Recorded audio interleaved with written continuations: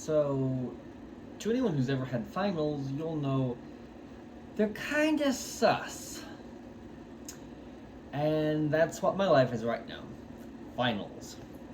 The tie-dye should give that away. I'm in finals right now. And it's a lot of work. And I am alive. I think. I can't feel anything. Oh well. So, as a master sustainability student, my life is a little bit unusual in that aspect because, let's be honest, no one has a degree in sustainability. And if you know someone with a sustainability degree, that's unusual because there's not many of us out there, and we really are still a new thing. So, because of this, my degree is, I don't know if it's like other master's degrees or not. I don't know. I'm just going to tell you what it's like, and if you have a degree above a bachelor's, let me know in the comments how this goes for you. For me, everything I do is final projects or final papers. This is my second semester at Chatham, and last semester I think it worked out to just be one project that had been going over the semester. I did that, and then 3 final papers.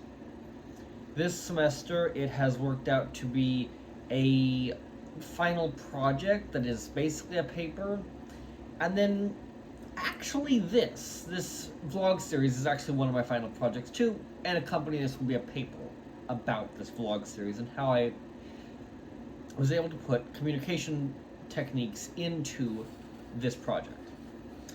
There's also a really weird soft goal in this that Chatham, for our sustainability program, not for food studies or any other program apparently, just sustainability. We start a thesis very early. I'm going to make another episode talking about that, or I already have. We'll see. But my thesis is also kind of also there, where I have started writing up my thesis proposal. I have it sent in for review from a thesis committee. I have done a lot of work on this. I've done a literature review, which has been rather extensive. I think I have 21 sources at this point, which, for someone who has spent a small amount of time searching for information, is a decent amount, I think. I might have more than that at this point, I don't know.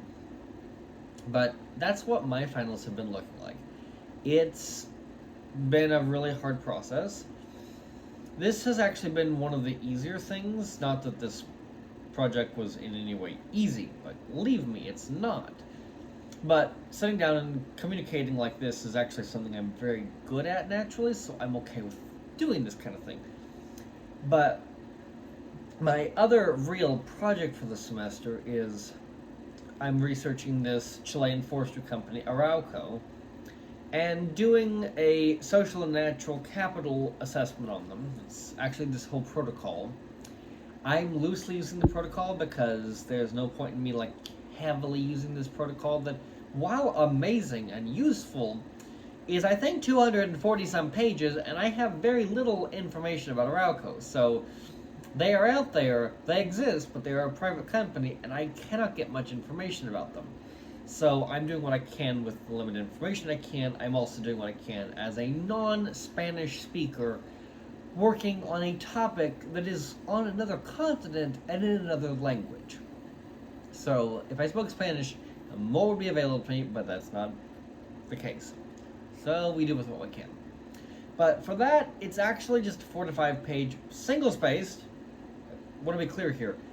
In undergrad, I know a lot of people have papers and they're double-spaced. Grad school, nope. All of my papers have been single-spaced. I think I had one double-spaced paper, and that was weird to have that. Everything is single-spaced, and I'll get back to that in a moment, because that's a weird thing for me. But it's this paper. It's not that long. It's just analysis. It's pretty simple. I have a presentation to go with it. Nothing, no big deal. Nothing, super, super important about it. It's interesting, but it's pretty simple. For this one, it's just this vlog series and then a paper explaining what I do with this. The paper for this vlog series actually is double-spaced, I believe. 7 to 10 pages, which is not bad. So why I say page counts are a little weird for me is I went to undergrad at Indiana University, which is an amazing place, but it's not an amazing place if you want to write long papers. At least for what I did, which was physics and sustainability. My professors very strongly wanted me to focus on just being clear about what I said. Sorry, eye twitch. And so, because of that, I got very good, and I was already fairly good, but I got really good at being very quick about here is the relevant information you need, here's how to say this in the most succinct way possible. Which causes issues, because when I was applying for grad school, I would get asked, can you submit a paper? Preferably, like for Chatham, the question was, can you submit a paper of 15 pages of length? No, I could not. How I got around this was I turned in a 7-page paper that was double spaced into a 15-page paper that was quadruple spaced. They took it, I got in. But that was actually the longest paper I ever wrote in undergrad, was that 7-page double spaced paper. And this might be surprising to you, but it really was on do you get the point across, and I'm very good at getting the point across very quickly. So now in grad school where there is a huge thing about, hey, can you write this paper? It's like, I can write that paper, but I'm going to write it a lot shorter than you are asking for me to do it.